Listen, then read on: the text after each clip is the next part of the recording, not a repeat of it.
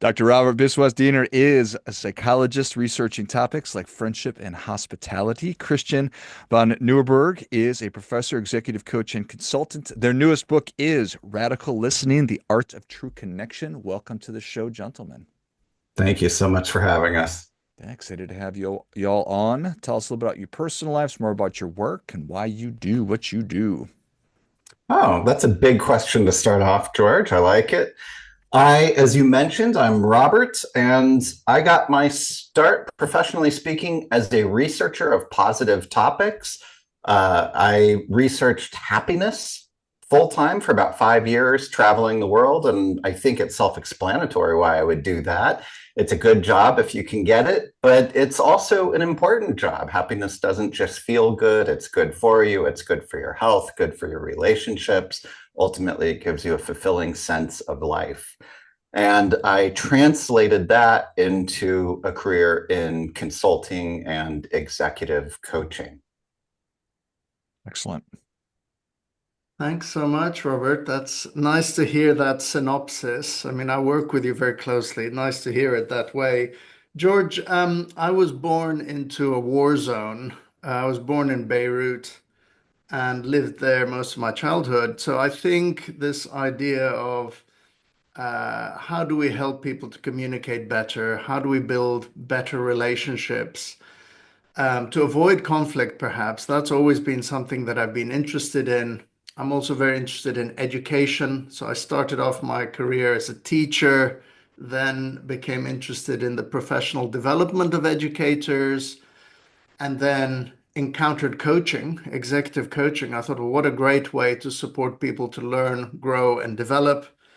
And then finally, positive psychology for me was the science of helping to make things better. So that's why now I'm a professor of coaching and positive psychology. And that's why it was such a great joy to work with Robert on this book, which for me is a very important topic, radical listening. I love it. So, Robert, I have to ask, after you spent 5 years researching happiness all over the world, were you happier after doing that? I think so.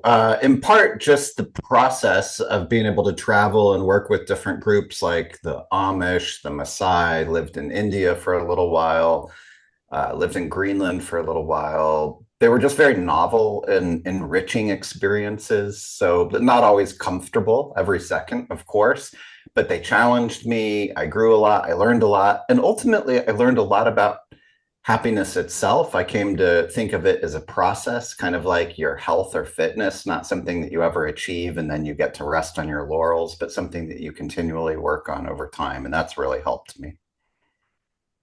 Well, thank you for that. I appreciate it. I'm sure that was fascinating. So I could just kind of picture myself on the last day of a trip, knowing that I've got to get on the airplane or back in the car tomorrow, and sort of that feeling of whatever that kind of feeling is. So, all right. So you set out to write a book on listening, and I'll be curious to learn about how that experience was writing a book with a partner as to whether or not you've done that before.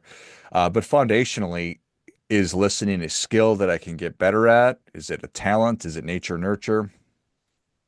It's a skill you can get better at, George. And that's, I think, one of the things that motivated Robert and myself to write the book. We thought, all of us, most of us in the world are able to hear and listen. And we thought for many of the people on this show, this is something you can do already. And we were curious about how can we help almost to supercharge that power. And I guess the reason I wanted to work with Robert Biswas-Diener in partnership was because we're different types of listeners, Robert and I. And I wanted to be involved in thinking about and writing about listening with somebody who's got a different listening style to myself. Robert, what do you want to add? Yeah, absolutely. I think both Christian and I shared in common an idea that the modern technology around listening, which is mostly active listening, you make eye contact, you ask some questions, you clarify meaning, you check for meaning all the time. Am I reading you right? Do I have this correctly?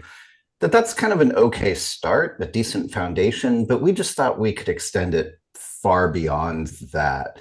And the idea that we listen in different ways, that Christian is a very respectful listener. He's often listening with an intention in mind. I want to appreciate and validate the person that I'm listening to, and I want to get that across in my listening. And I have a different style. I'm a highly engaged listener. I'm more likely to interrupt you to show that engagement, not to be rude. And I view listening as a very quick back and forth. Both are valid forms of listening, but they're both very different approaches that have somewhat different outcomes. So the next stage beyond active listening, which is certainly a good thing, I'd rather have somebody be talking to somebody who's actively trying to listen to me versus not. This idea of co-creating with somebody during a conversation. Tell me about that. Yeah, we really think, George, that this is a partnership when we go in with the intention of listening as a way of building connection. So, one of the aspects of that is what we talk about in the book as optimal matching, George. So, I'll get to the co-creation in a moment, but the optimal matching is if you're going to listen to someone to be supportive, making sure that the type of listening you're doing matches the kind of listening they're looking for. So somebody comes back from work, let's say, and they've had a frustrating day, and you go up and say, "Hey, what's been going on?" And you just want to listen. There's different ways you can listen. You can listen in a way to help them solve what's going on. So you could be listening out and saying, "Well, have you reached out to this person? Have you tried that?" Or you can listen in a way that just acknowledges the other person. And of course, these are two very different interactions. And what we argue is that getting the match right is the most important thing. And the co-creation part, George, is that the idea that we could have a discussion beforehand to say, how do we want this interaction to be? And I'll give you two examples. One is I might say, look, I've had a really tough day. I just want someone to listen to me. Don't try and solve this for me. I just need to get this off my chest. That's one way of doing it. Another is if I go to someone and say, hey, what's happened with you today? But I also want to share something, George. So I might say to them, I'm really interested in how your day went. And then I've got a few things I'd like to tell you about how my day went. So it's a kind of a co-creation of a positive interaction. Well, that makes a lot of sense. How are people receiving that? How do I make that? How do I acquire that skill, and then how do I make that a habit, or am I missing it? I think that one of the things that people have responded most positively to is the idea that you have an intention behind your listening and that you can know that before you ever walk into the conversation. Much as Christians saying, does the person just want to complain to you and just be heard? Do they just want you to say, oh, I'm so sorry that you have it so bad? Or are they looking for advice? Or are they looking to brainstorm? Or are they looking for you to challenge them and say, oh, you don't have it so bad? Yeah. And you can know your intention going in, and your intention might fluctuate. It might change across the conversation, certainly. But whatever your intention is, it's going to guide your attention. And this is what really resonates with people is the idea that this is an efficient form of listening. So if I'm listening to you to validate you, George, I'm listening mostly for your expressions of emotion. If I'm listening to help you problem solve, I'm sort of listening for key components that might go wrong. If I'm listening to dispute you, I'm listening for logical fallacies and inconsistencies. So, whatever my intention is, I'm going to notice different things in the conversation. That makes so much sense to me. And I think that oftentimes we encounter a lot of frustration in interpersonal communication because we have a misaligned expectations or what it is that I'm interested in getting out of this. Does it take a high level of emotional intelligence to be able to say, hey, here's what I really want out of this conversation? I guess both sides need to be wanting to do better. Yeah. Christian? Yeah, I think both sides do want to be better. Now, the idea behind radical listening, we're not saying you have to bring radical listening into every conversation, but in those situations where the relationship is important to you or the outcome is important to you, this is when we're saying radical listening is actually a way to initiate this, George. So imagine you've got a colleague, you don't really see eye to eye, there's a bit of tension in the air all the time. It's natural to maybe to avoid having conversations with them, or when the conversation happens, it's a little bit bristly. The idea of radical listening is for us to go in with that positive intention from the start, to say, look, what I really want by the end of this conversation is for the other person to feel seen, valued, and heard. So then I would go in with that positive intention, and we'd have to think about the kind of energy we go in with and the attitude of benevolence we go in with. And then by initiating it and listening in this highly respectful way, and like you said, this goes beyond active listening because we're not trying to show that we're listening. We're actually interested in what they have to say. So by demonstrating interest in them and what they have to say and being respectful, our hope is that that then leads that person to want to interact with us in a slightly different way. So yeah, we can use radical listening as a way of initiating better connections. The other thing about radical listening is we think that it's good for our well-being, the listener, but it's also going to motivate the other person or increase their level of engagement. So if you're a manager or a leader or you work in an organization, radical listening actually is a way to get people more engaged and motivated. Certainly, we've all, and probably do right now, experience conflict in maybe every arena of life. I've got some coworker that I've had it with my eyeballs with, or I'm just having a fight with my wife right now, whatever. Mm. And being able to match and be on that same frequency wavelength is hard because I don't know that my coworker has had the epiphany that I've had, which is I'm just over this. I'm interested in bridging this gap and having a frank and intentionally good relationship. And so therefore I need to get on the same page and match this person. And it sounds like if I am putting my best foot forward and saying, "Hey, I'd like to bridge this gap that we can get closer to that." That was word salad. Sorry. I like I what you're saying. I've learned a couple of things about this from Christian, and I would give these two tips to people to sort of bridge these chasms that we have in conversations or in arguments. One is I think there's nothing so dangerous as being certain that you're right. And so I would encourage people to realize, yes, you have your values. Your values feel right to you, and feel free to fight for your values, fight for your opinions, of course, but also recognize that other people have a legitimate right to form their own values and their own opinions. And that can be a tough pill to swallow for any of us, especially if we're interacting with someone with a very different point of view. But just having that kind of intellectual humility where you say, I like my stance, but other stances are also kind of inherently valid, even though I like mine better, even though mine feels superior. And then the second, and I definitely learned this from Christian, is a very kind of forgiving attitude towards other people, which is to remember that everyone's in the middle of something, that people are going through things. Maybe they didn't sleep well, maybe they're hungry, maybe they've just kind of had an off day, just like you're going through something right now. And if you just kind of walk into every conversation with that sort of, I would call it like a generous heart, I think you're going to have a better conversation. Anything to add to that, Christian? Yeah, thank you, George.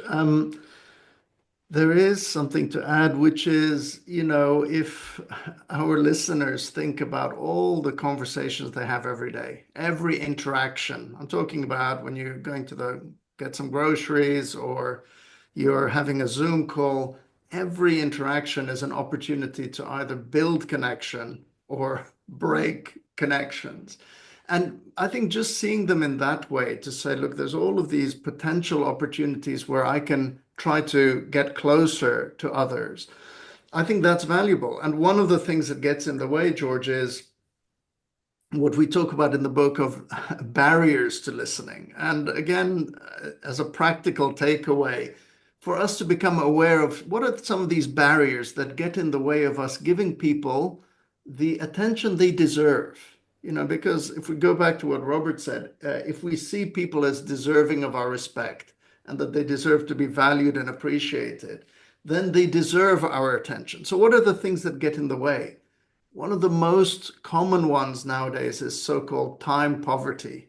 That example of the walk with me idea when somebody's very busy and they're like, hey, why don't you walk alongside me? Or tell me while I'm sending this text message because I just don't have. So the whole, if we go into an interaction, just noticing, am I going into this thinking I don't have time for this? If you're thinking that, that's a barrier, and either create some time or maybe schedule that thing for another time. I think that's the kind of thing that's helpful to become aware of is potential barriers to our listening. which are plentiful. Yeah. Absolutely. The ones that most surprised me were the ones that were so well intentioned. So as Christian and I were generating lists of everything that could possibly interfere with your listening, some were kind of the obvious things that anyone would think of. You're distracted by your smartphone, you're thinking about your next meeting. But okay, people aren't going to be too surprised by that. But some of them were things like wanting to be polite. Sometimes you just kind of nod your head and go along and agree because you don't want to disagree and you just want to be polite to a person, but really you've quit listening to them. Another example of a well-intentioned one is kind of comparing your experience to their experience. Someone tells you they took a vacation somewhere and you say, oh yeah, I also went there. And then you're trying to connect with them. It's so well intentioned, but it really runs the risk of saying enough about you. Let's talk about me. And it's sort of the opposite of listening. Yeah, yeah, we love interjecting fun stuff about us. Yeah. Cool trip. What's cooler? The one I went on. Yeah. Thanks for telling.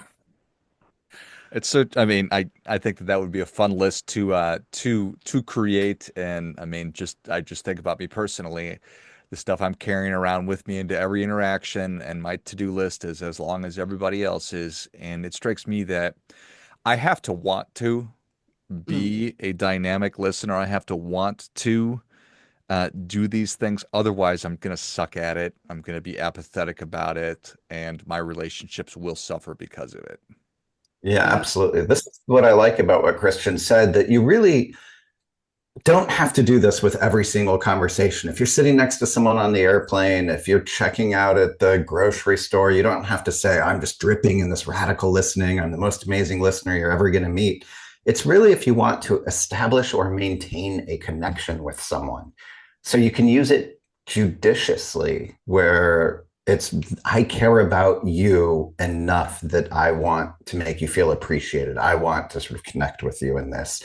And that sort of lets you off the hook for feeling like you need to be a perfect listener all the time. Yeah. And one sad thing to think about is what it's like not to be listened to. And I think many of our listeners will kind of pick up what I mean by that. You're talking to someone about something you're interested in. It's obvious to you they're not listening. So if you're ever in a situation where you need to ask the other person, are you listening to me? That you've already gone past everything. You've broken everything if they have to check with you. Are you listening to me? And I guess listeners now will recognize what I mean and how it feels when you're not being listened to. You feel diminished, you feel disrespected. And so radical listening is the exact opposite of that. Radical listening is when we want people to think, gosh, this person really values me. They're interested in what I have to say. It's actually going to help them to think even better. Now, as we got into this book, I was thinking, well, radical listening obviously is great, the best thing you can do. Not listening, that's the worst thing you can do. But what's emerged for me, George, is there's something worse than not listening. And I think many of us do it all the time. And that's half listening. When we kind of give out some indications that we're interested in what somebody has to say, we start off interested, and then your list, your 100 other emails, your next meeting, they kind of creep into your mind and you kind of drift off. I think that's actually the worst interaction because you're sending such mixed messages and you're letting the other person down. It's almost like you gave them the promise of, hey, I'm interested in what you have to say. And then you kind of switch off. And it is exactly what you said, George. The world of distraction we live in now makes that so much more likely. So I would say if you're thinking about work colleagues, or if you're thinking about friends or family, be really intentional about those interactions. They can make a big difference. It's got this horribly sad visual of a child who was excited to tell their parents about something and they ran up to show them a piece of artwork and their mom or dad was like, I can't. Like, oh my God. George, I think we have all done that. Everyone who's a parent or an aunt or an uncle or whatever. I mean, especially if people do something that's double barreled, right? So they say something like, I went to work on my homework, but then I lost it. But you're only tracking the first part and you're like, oh, that's great. And you say exactly what the opposite is of what you should be saying. I know I'm guilty of it. And I think that is the example of half listening. Yeah, that's such a great one. This drawing, here's a little drawing. I think the idea is see it through because at the beginning we're going to say, "Oh, that's amazing," but then other things. So yeah, seeing it through, and it's a true story. The one you talked about, my son, when I was working on a training program about listening, my son came back exactly the same thing. He'd been playing sports at school. And he told me, oh, it was a great game. And I'd started listening. I had the best intention. I was like, oh. And then I thought, oh, I've got all these other things to do. And he ended up by telling me it was a good game, but he injured himself. And I'm like, oh, I'm so delighted. That's great. And then I went off to do my own thing. And, I'm kicking myself because I'm like, wait a minute, this is one of the most important people in my life. And, why didn't I pay more attention? So I think it's something we can all, small adaptations, especially in home life, George, because I think different to the work context, in home life, you can just get into kind of a habit, this is just how things are. But each conversation is still an opportunity to maintain or strengthen relationships. Yeah. It's so powerful. It's so powerful. We all just want to be seen and heard and Yeah. understood, and that I have the ability to give that gift to somebody else, and that sometimes I choose to not, either because I'm tired or whatever. I think it's evidence of just how powerful that this is potentially and what a skill that this is. I think it's a superpower. Um, and one that if you want to have better relationships with people, that you can do it. It's within your control. Yeah, Absolutely. I love superpower, George. That's the best way of thinking about it. And remember, we've got it already. It's really just turning it into that superpower level. And it takes a little bit of effort. It takes remembering your intention, being more intentional about the conversations. And there's lots of practical things people can do just to start. I love the idea of gift as well. And the gift can be in a 2-minute package. When we talk about radical listening, we're not talking about spending an hour necessarily. You can give radical listening in a 2-minute block. So there's obviously a lot here. You wrote an entire book about it. What can people expect when they pick it up? I think people can expect a little bit about the overview, this framework that we're talking about, that listening is intentional, that there are identifiable intentions, those direct your attention. But mostly the book is organized around six specific skills we have, some of them kind of internal skills, what you're doing mentally, and some of them behavioral skills, sort of conversational skills, if you will. And then a little bit of attention to culture and the way that it affects listening as well. Excellent. Anything to add on to that, Christian? Yeah, just to say to the anybody who picks it up, Robert and I actually spent a lot of time thinking about you.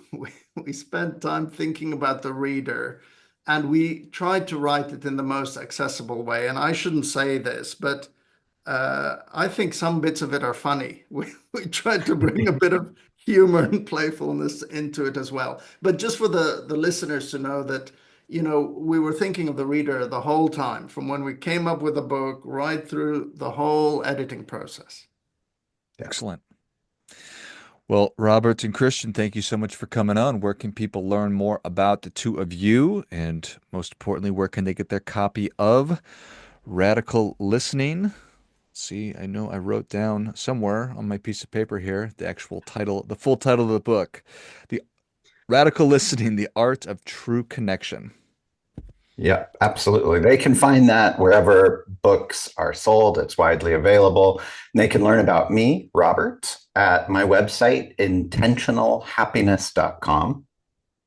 And for me, I'm Christian, and you can find out about me on coachonamotorcycle.com.